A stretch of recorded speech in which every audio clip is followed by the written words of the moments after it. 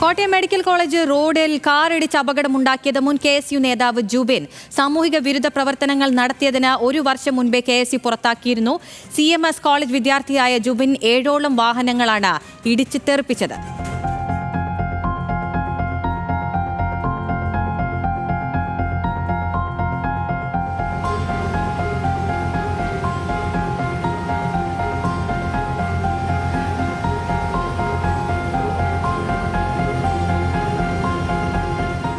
യുവാവിനെതിരെ ഉടൻ MVD നടപടി ഉണ്ടായേക്കും. ഗോകുൽ രമേശ് ഉണ്ട് വിവരങ്ങളുമായി.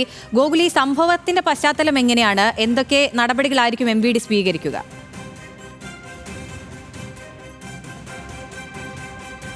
ഇന്നലെ വൈകുന്നേരം 5 മണിയോട് കൂടിയിട്ടാണ് ഈ ഒരു സംഭവം ഉണ്ടായത്. കോട്ടയം മെഡിക്കൽ കോളേജിലേക്കുള്ള പാതയിൽ പനമ്പാലം എന്ന് പറയുന്ന ഭാഗത്ത് വെച്ചാണ് യുവാവ് അലക്ഷ്യമായി ഓടിച്ച കാറ് നിരവധി വാഹനങ്ങളിൽ ഇടിക്കുകയും ഒക്കെ ചെയ്ത സംഭവം ഉണ്ടായത്.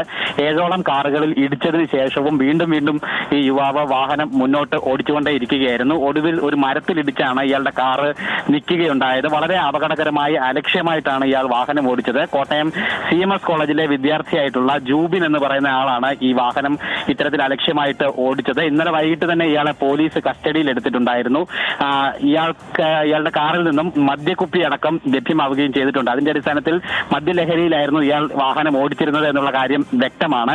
ഒപ്പം മാത്രമല്ല, ഇയാൾ CMS കോളേജിലെ മുൻ KSU നേതാവ് കൂടിയിട്ടാണ് എന്നുള്ള വിവരങ്ങൾ കൂടി ഇപ്പോൾ പുറത്തു വരുന്നു.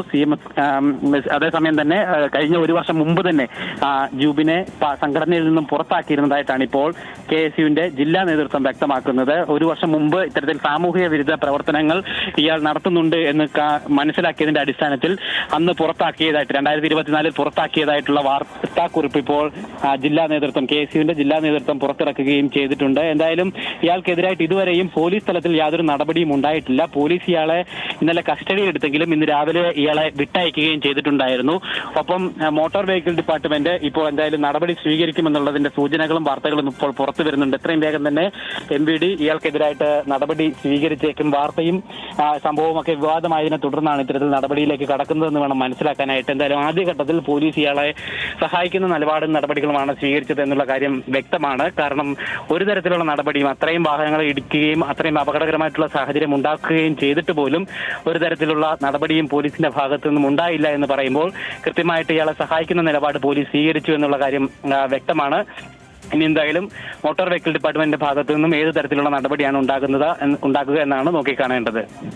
7ഓളം വാഹനങ്ങളെയാണ് മുൻ KSU നേതാവ് ഇടിച്ചു തെറിപ്പിച്ചിട്ടുള്ളത്. സംഭവത്തിൽ MVD നടപടി ഉണ്ടായേക്കുമെന്ന വാർത്തകളാണ് വരുന്നത്. ഗോകുൽ രമേശാണ് വിവരങ്ങൾ നൽകിയത്.